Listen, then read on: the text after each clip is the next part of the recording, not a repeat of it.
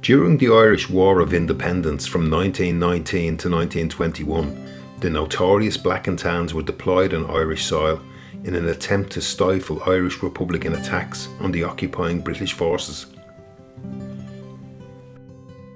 The Black and Tans were a regiment mostly made up of unemployed British soldiers left over from the First World War. The majority of recruits were war veterans in their mid to late 20s who joined up purely for economic reasons. It has been widely claimed that the regiment also recruited recently released prisoners, dangerous criminals and all sorts of nefarious mercenaries who were only too happy to accept the king's shilling. But this has been refuted by the British, who claim that any sort of criminal record would disqualify one from becoming a policeman. But all's fair in love and war, as they say, so these allegations may actually be true. The new recruits were trained at Gormanstown Camp in County Meath for a number of weeks before being deployed to various Royal Irish Constabulary barracks around the country. However, due to their poor training, they soon acquired a reputation for extreme brutality and lawlessness. The purpose of their deployment was to assist an already stretched British police force in Ireland. With increasing attacks on the RIC by Republican rebels, the Black and Tans spent most of their time manning police posts, undertaking street patrols and mounting checkpoints. However, with their contempt for Irish Republicans and their lack of empathy for Irish civilians, they soon began to take the law into their own hands. As the IRA attacks intensified, the Black and Tans responded with reprisal attacks on local towns, businesses and civilians.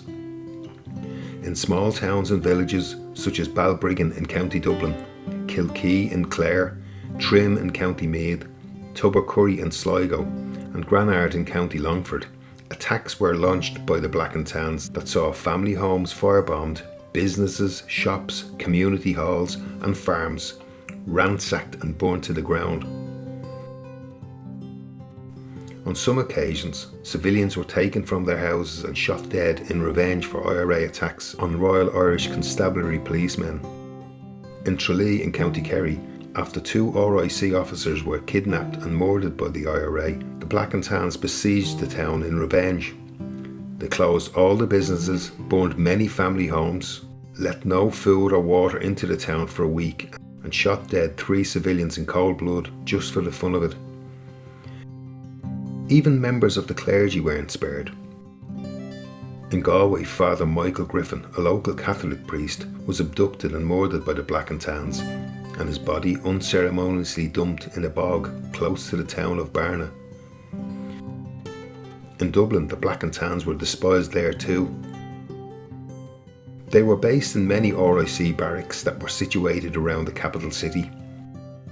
One of these garrisons was Portobello Barracks, now known as Cottlebrewer Barracks, in honour of the Irish patriot and former Minister of Defence. Portobello Barracks was named in celebration of the famous Battle of Portobello in Panama, where the British Navy defeated the Spanish during the War of Austrian Succession. In fact, a lot of British Army barracks were named after previous triumphant battles throughout the British Empire. Within Portobello Barracks, the Black and Tans headquarters was situated in a small red brick building on the canal side of the complex. The small building served as a nerve centre for the Black and Tans throughout the deployment in Ireland. Inside this innocuous looking building, the Black and Tans organised and implemented all their day-to-day activities following early morning meetings with RIC officers. The arrest of anyone suspected of Republican activities was planned here. Even being sympathetic towards the Republican cause was enough to warrant arrest. RIC intelligence officers would supply the names, addresses and the movement of suspects to the Black and Tans, who would then apprehend the individuals and bring them in for questioning. Men, women and often young boys were detained in holding cells before interrogation. In a storeroom that doubled as an interrogation room, detainees were questioned at length, sometimes for days. Inside the storeroom was a large loft area, 10 foot above the ground, with a large open hatch cut into it. Above the hatch was a huge cast iron pulley that was bolted to the roof joists. If the Black and Tans couldn't extract any information or an admission of guilt from a suspect, they had their hands bound behind their back. A rope was then tied around their neck before being slowly hoisted into the air. Hanging by the neck, the suspects would gasp for breath, their legs thrashing around beneath them, before being lowered back down at the brink of death. This terrifying ordeal would be repeated over and over again until the suspect gave the Black and Tans the information that they wanted. Of course, more often than not, the suspects were completely innocent of any crime and were unable to assist their interrogators. Determined to extract any sort of information, the officers would then resort to using even more sadistic methods of questioning. Suspects were often brought into the church beside the barracks and told to say a final prayer in a psychological effort to terrify them into submission. They were then brought back into the storeroom for more questioning. After enduring many hours of unspeakable torture, the suspects were then led outside into the yard. Regular army soldiers were then left with the unenviable task of cleaning the interrogation room after the Black and Tans were finished. Their stomachs churned as they mopped up puddles of blood, urine, human excrement, broken teeth and fingernails that had been torn from their victims during their interrogation. Over the past number of years, visitors to that same building, who were completely unaware of the dark history of the room, have claimed to have heard footsteps, faint anguished moans, and the spine-chilling sense of dread while inside. Some victims who survived interrogation stated that they believed the Black and Tans got as much satisfaction from torturing and terrorising their suspects as they did from successfully extracting valuable information from them. Not content with demoralising and brutalising their subjects for days, they sought further entertainment by leading them out to the side of the gymnasium wall, where they would engage in their favourite game, the chicken dance. The suspect was made to stand with their backs to the wall and dodge bullets as the Black and Tans shot live rounds over their heads and around their bodies.